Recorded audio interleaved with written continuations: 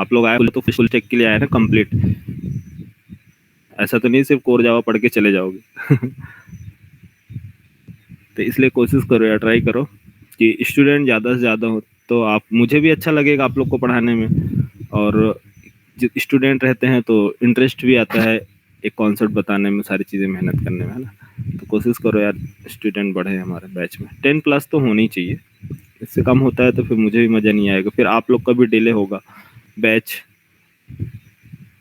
फिर बैच क्या डिले होगा, फिर जब नए स्टूडेंट आएंगे तो फिर आपका बैच उनका बैच मर्ज करना पड़ेगा ताकि स्टूडेंट ज़्यादा हो। तो आप अपना प्रॉपर बैच बनाना चाहते हैं तो स्टूडेंट, मैं नहीं कहता हूँ, जितने आप लोग 5 लोग हैं एक एक स्टूडेंट प्लस कर लो, 10 स्टूडेंट हो जाएंगे, 10 स्टूडेंट हो जाएंगे तो आराम से आपका बैच में कंटिन्यूसली आपका ये बैच कंप्लीट लेके चल जाऊंगा। ठीक है, ठीक है। अवनीश अवनीश मावी, क्या है यार तुम्हारी कैसे तबीयत खराब हो गई थी?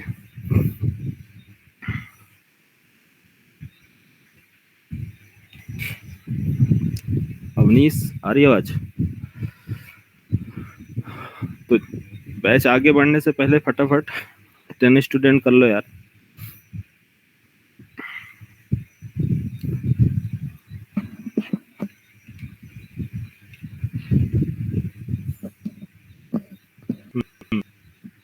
चलें स्टार्ट किया जाए, आपका आज काफ़ी लेट हो गया आप लोग का बैच में।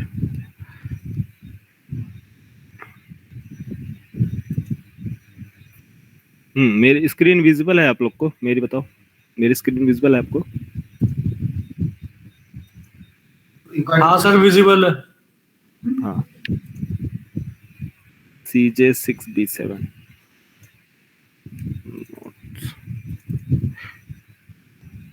ये देखिए, आपसे पहले पुराने स्टूडेंट का था, पूरा एक बैच ये आपका बन चुका था, लेकिन स्टूडेंट ना होने की वजह से रुक गया। ऐसा ना हो कि आप लोग का भी बैच रुक जाए, तो इसलिए कोशिश करो जल्दी जल्दी यार, स्टूडेंट थोड़ा सा आप ही लोग कर सकते हो, है ना।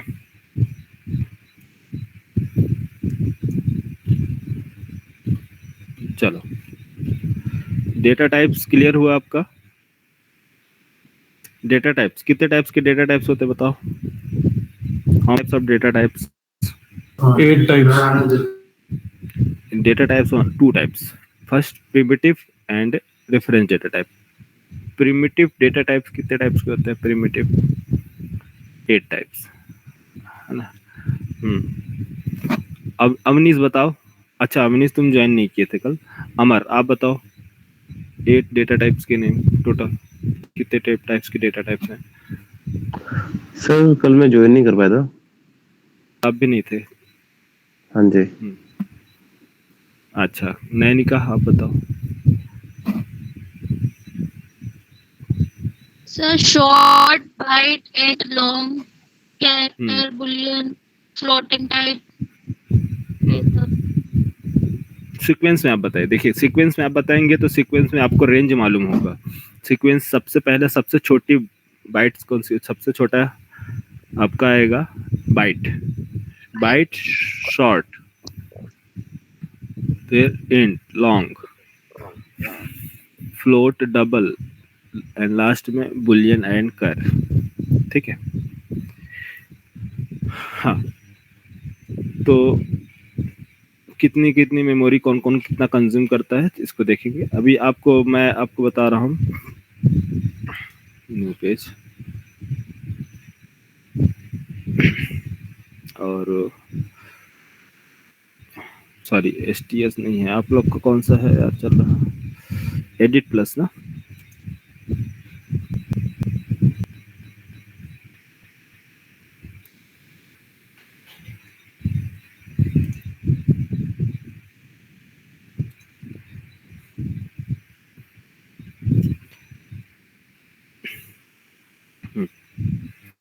ये हमारा डेटा टाइप्स है, इसको हमने देखा था। ठीक है, अब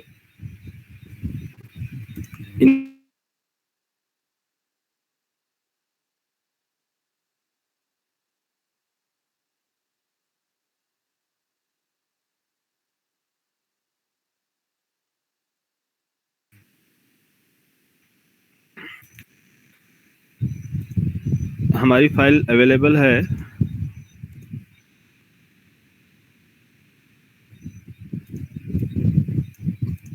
डी ड्राइव में। हमारी फाइल किधर है? D drive. और मान लीजिए फोल्डर का नेम कुछ डॉट सैंपल डॉट जावा ना, सैंपल, ये फोल्डर नेम लेते हैं फोल्डर। इस फोल्डर के अंदर हमारी फाइल क्या अवेलेबल है? सैंपल। इतना लार्ज क्यों आ रहा है?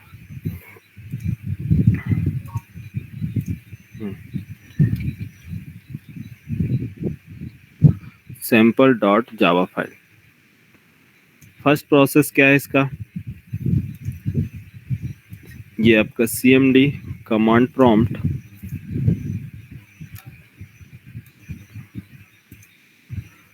cmd में आप लोकेशन एंटर करेंगे डी ड्राइव के अंदर आपको फर्स्ट कंपाइलर की हेल्प से compile sample dot Java file.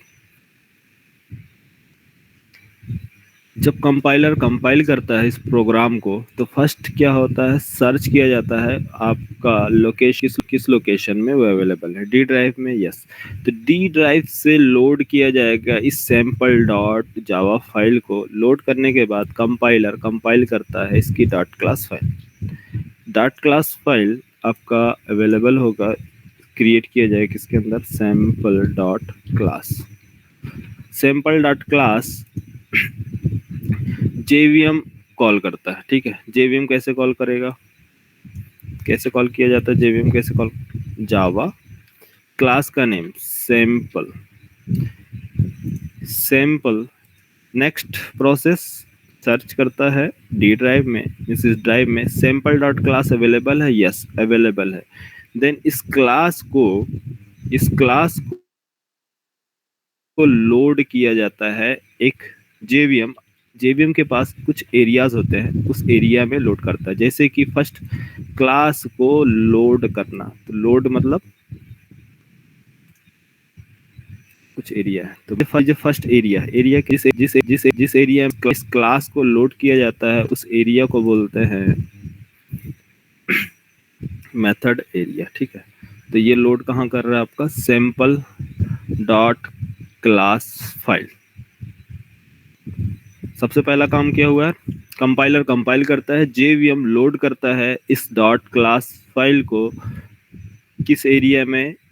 JVM के पास कुछ एरिया है, जैसे कि एक होता है फर्स्ट मेथड एरिया। क्या नाम है? Method area. मेथड एरिया के बाद सेकंड होता है हीप एरिया,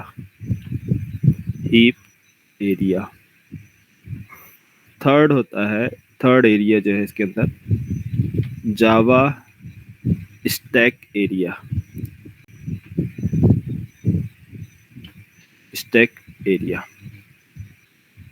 और इसके बाद भी हैं, आगे बताएंगे आपको पूरा JVM आर्किटेक्चर देखेंगे तो PCM registered area, native area, ये सब क्या है। अभी बस आप फिलहाल के लिए कितने एरिया आपको देखना है?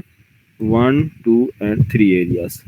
JVM के एरियाज, अभी JVM आर्किटेक्चर इसके बाद चलेगा तब बताएंगे। तो JVM Java virtual machine JVM load करता है डॉट क्लास फाइल को। डॉट क्लास फाइल लोड होने के बाद लोड किया, देन ये कॉल करता है किसको? अपने फ्रेंड को। इसका फ्रेंड कौन है? JVM का फ्रेंड कौन है? JVM का फ्रेंड कौन है? मेन मेथड, ठीक है। तो JVM का फ्रेंड है मेन मेथड को कॉल करना। मेन मेथड ये पूरी क्लास में, मींस आपकी जो एक क्लास है ना, तो JVM मेन मेथड को ही प्रायोरिटी देता है, बाकी किसी को कुछ नहीं समझता, कुछ भी नहीं समझता। आप कहीं भी आप कुछ भी लिखेंगे नहीं समझेगा। तो मेन मेथड को आपको मेन मेथड क्या है? JVM का फ्रेंड है, फ्रेंड, अभी समझिए फ्रेंड है तो मेन मेथड को कॉल करता है। मेन मेथड से पूछा जाएगा कि क्या काम करना है, तो मेन मेथड इसको प्रोसेस बताता है कि आपको एक ये प्रोसेस कंप्लीट करने हैं। कौन कौन से प्रोसेस? कि ये मेथड कॉल करना है, या इसके ऑब्जेक्ट क्रिएट करने हैं, या दूसरे मेथड्स आपने बनाए हैं उसे कॉल करना है। तो ये सारा फंक्शनैलिटी, या कौन सी क्लास दूसरी क्लास लोड करनी है।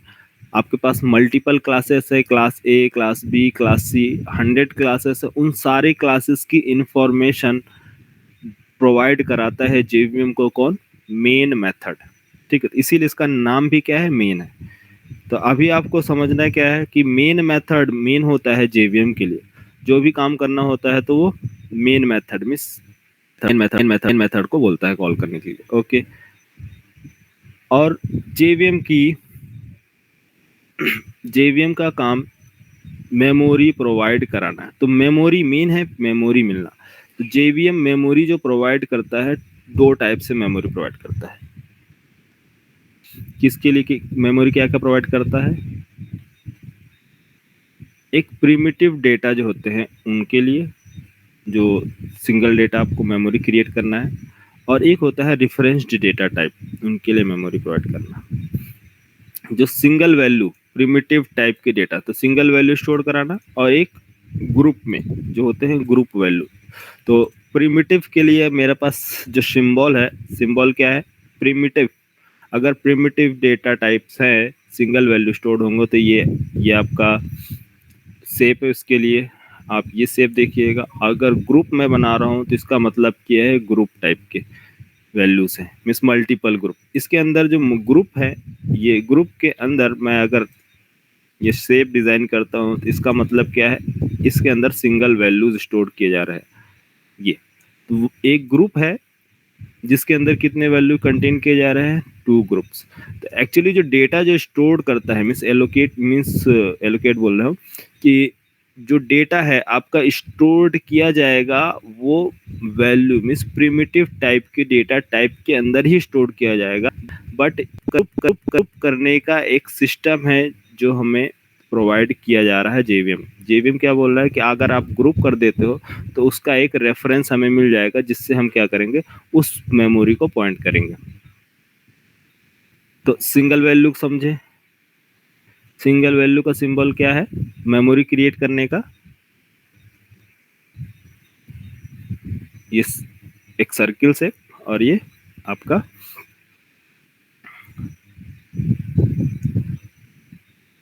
एक सेकंड, ये कैसे नीचे आ जा रहा है? एक आपका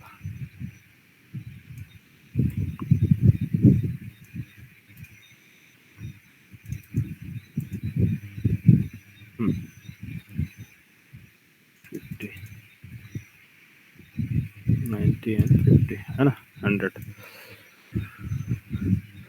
तो देखो, फर्स्ट प्रोसेस आपने प्रोग्राम बनाया, सेकेंड प्रोसेस कंपाइल किया, थर्ड स्टेप क्या है? जेवीएम उस फाइल को लोड करता है। लोड करने के बाद जेवीएम का काम क्या है? मेमोरी एलोकेट करना। फोर्थ स्टेप क्या है? Memory allocation. मेमोरी किसको किसको दिया जाएगा? मेमोरी एलोकेट करने के लिए जेवीएम के पास जो सिंबल हैं वो 2 सिंबल्स हैं। कौन कौन सा सिंबल? जिसको बोलते हैं एक कीवर्ड्स, स्टैटिक कीवर्ड्स, दूसरा न्यू कीवर्ड्स। तो जेवीएम जहां भी ये कीवर्ड्स देखता है, क्या? स्टैटिक एंड न्यू कीवर्ड, इसका मतलब कि इसे जेवीएम मेमोरी एलोकेट करेगा। किसे किसे? स्टैटिक कीवर्ड वाले डेटा को, और दूसरा न्यू कीवर्ड। कब एलोकेट किया जाता है? कितना टाइम हो गया? 8 बज गया क्या?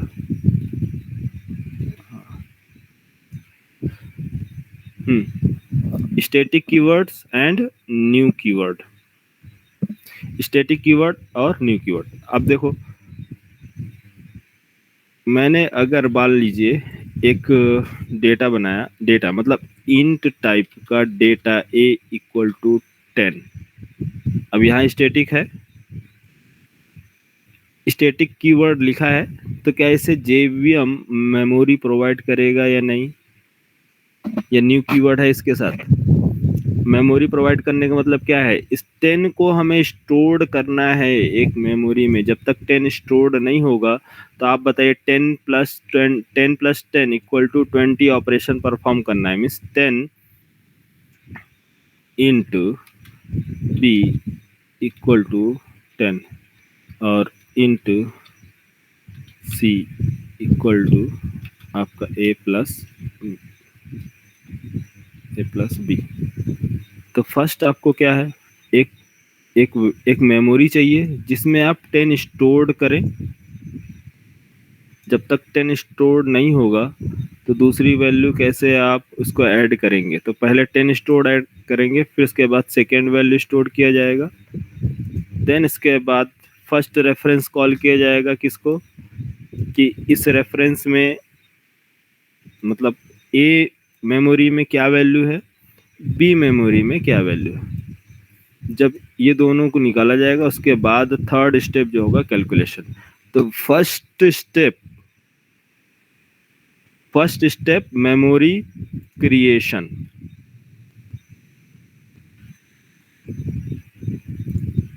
First step memory creation, second step logical operation, जो भी आपका लॉजिक ऑपरेशन किया जाएगा, लॉजिकल ऑपरेशंस। तो मेमोरी क्रिएशन, यहाँ स्टैटिक कीवर्ड नहीं है, तो बताइए इनको मेमोरी मिलनी चाहिए या नहीं, JVM इन्हें मेमोरी प्रोवाइड करेगा या नहीं, यस या नो। स्टैटिक कीवर्ड मेंशन नहीं किया है तो मिलेगा, या न्यू कीवर्ड नहीं किया है मेंशन, इनको मेमोरी JVM देगा, बोलो यार यस या नो। नहीं मिलेगा, क्योंकि JVM ओनली किसको जानता है, स्टैटिक और न्यू कीवर्ड को ही जानता है। जब तक उसे स्टैटिक और न्यू कीवर्ड नहीं मिलेगा तो उसको मेमोरी प्रोवाइड नहीं करेगा। जब मेमोरी नहीं मिलेगी तो फिर डेटा जो भी आपको लॉजिकल ऑपरेशन परफॉर्म करना है वो कैसे करोगे, नहीं पॉसिबल नहीं है। मतलब आपको क्या है, दो चीज़ें मैंडेटरी है मेमोरी एलोकेट करने के, क्योंकि JVM इन्हीं दो चीज़ों को समझता है मेमोरी प्रोवाइड कराने के लिए। मेमोरी एलोकेट करने के लिए क्या क्या है, कौन से कीवर्ड है, स्टैटिक एंड न्यू कीवर्ड, ठीक है।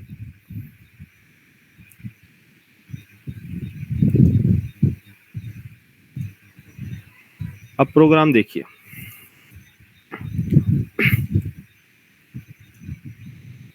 ये मैं अभी कट कर रहा हूँ। प्रोग्राम मैंने बोला int A equal to 10 int B equal to 20 और इंटू C प्लस करें। अब प्रिंट कराने के लिए हमारे पास C, मैं प्रिंट यहाँ कराऊँ या फिर इस मेथड के अंदर, यार मेन मेथड के अंदर यहाँ करता हूँ, ठीक है। क्या लिखूँ, system dot out dot println, print करो क्या, C। क्या आउटपुट आना चाहिए बोलो,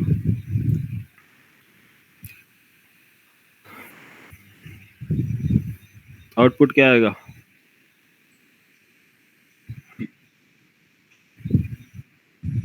एरर आएगा। कौन सा error, compile time error, run time error, किधर है आपका compile time error, run time error. मतलब कंपाइलर एरर देगा या फिर JVM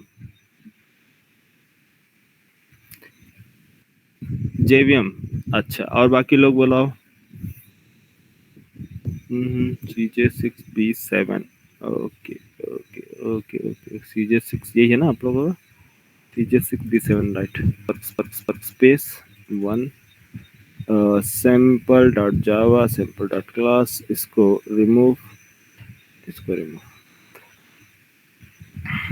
सी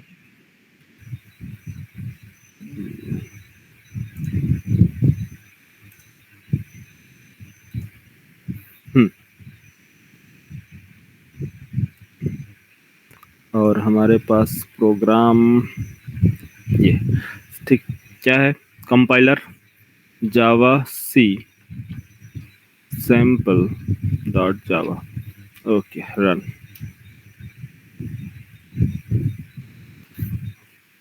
कंपाइल टाइम एरर क्या है, 2 एरर्स। एरर क्या दिया जा रहा, सी आइडेंटिफायर्स। जो सी आप यूज कर रहे हो या system dot out dot println, ये आपका एरर एक्सपेक्टेड क्या है, line number 6 error identifier expected. कि ये जो चीजें आप यूज कर रहे हो, कोई भी लॉजिक आप क्या है क्लास के अंदर आप नहीं लिख सकते, ठीक। तो जो सी है ये क्लास लेवल में लॉजिक प्रोवाइड नहीं कर सकते। अब आपने क्या किया है, लॉजिक मतलब ये डेटा आप लॉजिक कहाँ लिख रहे हैं, इसके अंदर क्लास के अंदर। मैं कहता हूँ चलो ठीक है, control x system dot out dot println, इसको कंट्रोल कर दो एक्स, यहाँ कर दो प्रिंट, ठीक है।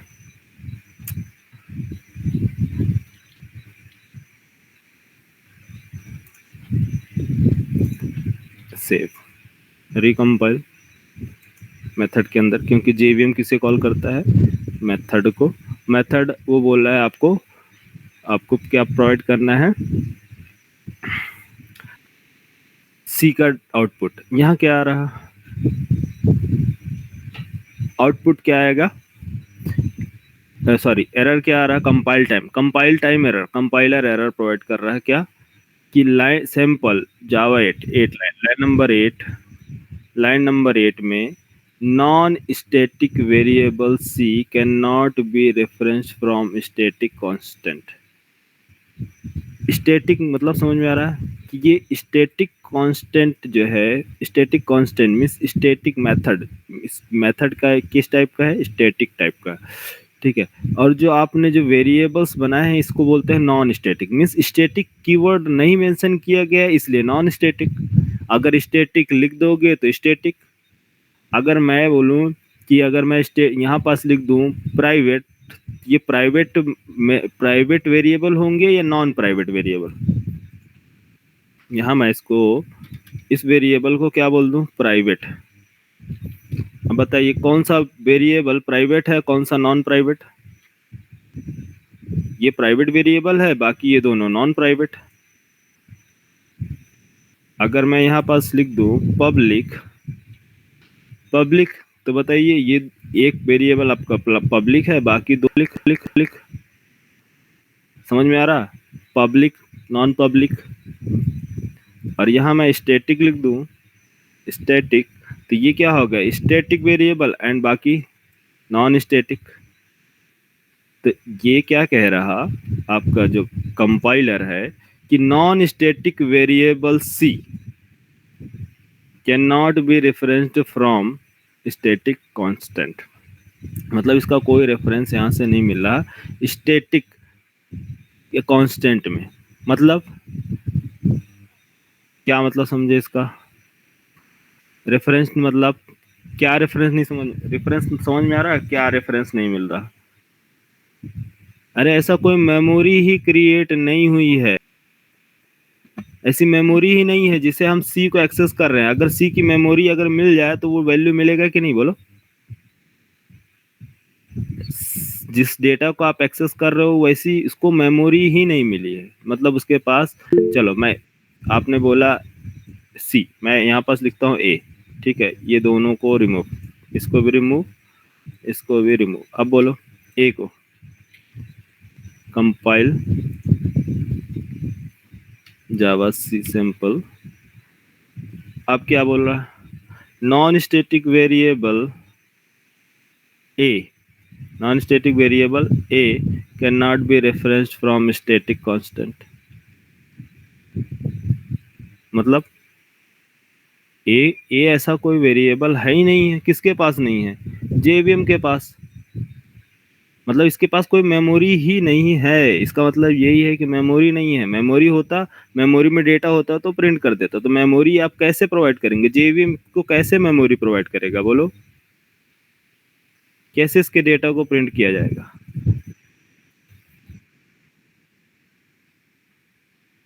स्टैटिक लगा देंगे तो मेमोरी मिल जाएगी। तो समझ में आया स्टैटिक का मतलब क्या है? स्टैटिक कीवर्ड अगर आप प्रोवाइड करोगे तो ये स्टैटिक आपको क्या देगा? मेमोरी। कंपाइल टाइम में कोई प्रॉब्लम? लास्ट देखो, नो एरर। आउटपुट क्या आएगा? जावा सैंपल आउटपुट 10। मेमोरी क्रिएट हुआ? यस। जावा पी सैंपल। यहाँ पर देखिए, यहाँ जो प्रोग्राम में आप देखिए, जो प्रोग्राम था क्लास सैंपल, सैंपल, इसके पास जो स्ट्रक्चर्ड है, स्ट्रक्चर्ड क्या है इसका? Structured, actual structured. आपका सिस्टम, आपने जो क्लास बनाया है सैंपल क्लास, क्या आपका क्लास जैसा कंपाइलर प्रोवाइड कर रहा है वैसा आपने बनाया है या कुछ डिफरेंट है? आपके क्लास में, सैंपल क्लास में जैसा आपने बनाया वैसा ही है या कुछ डिफरेंट है यार? इसके अंदर स्टैटिक इंट ए वेरिएबल है। आपके क्लास में भी स्टैटिक इंट ए, क्या इसके अंदर वैल्यू स्टोर्ड है? वैल्यू 10 नहीं। सैंपल, सैंपल के बाद पैरेंथेसिस दिया है, मींस इसको बोलते हैं कंस्ट्रक्टर। क्या आपने कंस्ट्रक्टर क्रिएट किया? क्या आपने कंस्ट्रक्टर अपने प्रोग्राम में बनाया? नहीं। फिर भी कंपाइलर ने ऐड किया constructor by default. Okay. Public static void main Java dot lang dot string array. Java dot lang means एक पैकेज है, फोल्डर है जिसके अंदर स्ट्रिंग अरे, ये आपका क्लास अवेलेबल है स्ट्रिंग अरे टाइप का। ठीक, तो ये कंटेन कर रहा है आपका main method. Next static block, इसको बोलते हैं ब्लॉक। क्या है? Curly brace means block. Static block, static block आपने लिखा नहीं, तो स्टैटिक ब्लॉक कहाँ से आ गया? नहीं। तो ये बाय डिफॉल्ट आप यहाँ मेंशन करें अपने एप्लीकेशन में या ना करें, अगर मेंशन करेंगे तो क्या इफेक्ट होगा आपके प्रोग्राम में, अगर नहीं करेंगे तो क्या इफेक्ट होगा, नेक्स्ट क्लासेस में देखेंगे। ठीक है। अब सिंपल आप क्या समझिए कि जब भी आप कोई भी क्लास जब लोड किया जाता है किधर? मेथड एरिया में, तो कंपाइलर क्लास में कंस्ट्रक्टर लोड करता है, मींस कंस्ट्रक्टर ऐड करता है। दूसरा ऐड करता है स्टैटिक ब्लॉक। कंस्ट्रक्टर और स्टैटिक ब्लॉक। कंस्ट्रक्टर मींस ये वो कंस्ट्रक्टर है जो आप न्यू कीवर्ड से जिन्हें मेमोरी प्रोवाइड करते हैं। न्यू कीवर्ड से जिन्हें मेमोरी प्रोवाइड करेंगे तो उनके डेटा को इनिशियलाइज कराने के लिए, और जो स्टैटिक कीवर्ड से आप वेरिएबल बनाते हैं जैसे कि स्टैटिक ए, स्टैटिक इंट ए, अब इसके अंदर ए वैल्यू के अंदर 10 स्टोर्ड कराना वो किसकी रेस्पॉन्सिबिलिटी है? स्टैटिक ब्लॉक की। तो स्टैटिक इंट ए को मेमोरी कौन प्रोवाइड करेगा? जेवीएम।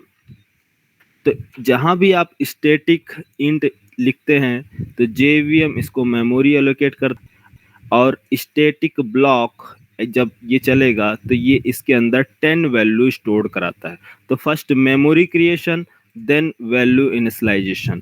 इसके बाद सैंपल कंस्ट्रक्ट, जो सैंपल कंस्ट्रक्टर है, कंस्ट्रक्टर हमेशा क्लास के नेम से होता है, तो सैंपल कंस्ट्रक्टर ये जैसे ही आप न्यू कीवर्ड आप मेंशन करोगे तो न्यू कीवर्ड क्या करेगा? न्यू कीवर्ड उन वेरिएबल्स को फर्स्ट मेमोरी एलोकेट किया जाएगा, देन उसके बाद उस मेमोरी में वैल्यू इनिशियलाइज कराने का काम कौन करेगा? आपका कंस्ट्रक्टर। तो 2 टाइप समझ में आया मेमोरी प्रोवाइड कराने के कंस्ट्रक्टर और सैंपल्स। कंस्ट्रक्टर और स्टैटिक ब्लॉक का काम क्या है? वैल्यू इनिशियलाइज कराना। मेमोरी प्रोवाइड कराना means static keyword. Static keyword first memory provide करेगा। किसको मेमोरी प्रोवाइड करा रहा? इंट ए को। अभी हमने लिखा नहीं है, न्यू जब लिखेंगे तो बताऊंगा। न्यू कीवर्ड किनको मेमोरी प्रोवाइड करता है और कैसे वैल्यू इनिशियलाइज होती है, तो स्टेप बाय स्टेप एक एक करके देखेंगे। ठीक है, आज की क्लास से ही स्टॉप करते हैं। ठीक है, तो ये चीजें समझ में आई। स्टैटिक कीवर्ड समझ में आया। स्टैटिक कीवर्ड और उसको मेमोरी इनिशियलाइज कराने के लिए कौन रिस्पॉन्सिबल है? Static block. ठीक, न्यू कीवर्ड बताएंगे, न्यू कीवर्ड अब बाद में देखेंगे, आज रहने देते हैं। यहां तक क्लियर यार? अरे कोई डाउट?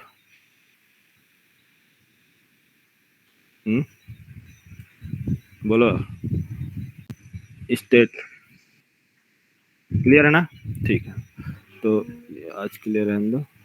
तो स्टैटिक और न्यू दो कीवर्ड है जिनको जेवीएम रीड करता है। रीड करने के बाद इनके जो डेटा है, जिनके जो डेटा टाइप आप मेंशन करोगे, तो किस टाइप की मेमोरी प्रोवाइड करना है वो जेवीएम उनको मेमोरी प्रोवाइड करता है। ठीक है, स्टैटिक या फिर नॉन स्टैटिक। तो जहाँ भी आप स्टैटिक लिखेंगे वो स्टैटिक कहलाएगा, जो वेरिएबल्स नॉन स्टैटिक होंगे वो नॉन स्टैटिक कहलाएंगे। ठीक है, तो जैसे कि मान लीजिए आपने एक लाइन में और इसमें ऐड करता हूँ कि ये क्या है, आपका स्टैटिक वेरिएबल है, बाकी जो दोनों नॉन स्टैटिक है, स्टैटिक, ये आपका स्टैटिक वेरिएबल। तो ये आपका स्टैटिक वेरिएबल स्टैटिक कीवर्ड से जेवीएम रीड करेगा और समझेगा, इसको क्या किया जाएगा? मेमोरी प्रोवाइड किया जाएगा। स्टैटिक ब्लॉक एग्जीक्यूट होगा बाय डिफॉल्ट, तो उसके अंदर मेमोरी में इनिशियलाइज किया जाएगा वैल्यू। तो ये किसकी हेल्प से होती है? स्टैटिक ब्लॉक की हेल्प से। ओके, नॉन स्टैटिक, ये अब स्टैटिक नहीं है तो ये क्या कहलाएंगे? Non static variable. Non static variables को मेमोरी प्रोवाइड किया जाता है किसकी हेल्प से? न्यू कीवर्ड की हेल्प से। तो जो भी नॉन स्टैटिक होंगे तो फर्स्ट इनको मेमोरी प्रोवाइड करना, देन वैल्यू इनिशियलाइज कराना। वैल्यू क्या इनिशियलाइज कराना? इसके अंदर वैल्यू इस मेमोरी के अंदर। तो वो कौन मेमोरी इनिशियलाइज करवाएगा? किसकी हेल्प से? किसकी हेल्प से? Non static. नॉन स्टैटिक को कौन मेमोरी इनिशियलाइज कराएगा? मैं तो मेमोरी बोला, मेमोरी में डेटा स्टोर कौन करेगा? किसकी रिस्पॉन्सिबिलिटी है? कंस्ट्रक्टर की। ठीक है, तो स्टैटिक ब्लॉक एंड कंस्ट्रक्टर आपका कल आपको पूरा क्लियर हो जाएगा। ये है स्टैटिक ब्लॉक।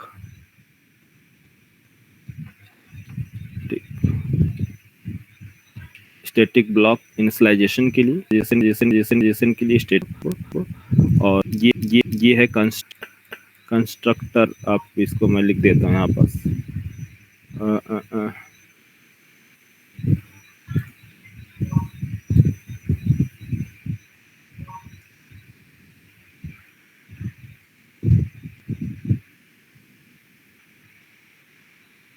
आगे क्या है स्टूडेंट सारे 8 बजे वाले? यस सर, आ गए हैं सर, आ गए हैं। आ गए, ठीक। अरे क्या है, इनका भी थोड़ा सा लेट हो गया आज। मुझे थोड़ा सा, जानते हो फ्राइडे के दिन थोड़ा काम ज़्यादा रहता है, तो इसलिए लेट हो जाती सारे बैच। इनका बैच स्टार्ट हुआ है 7:30 बजे, कितने 7:45 पे। ठीक है,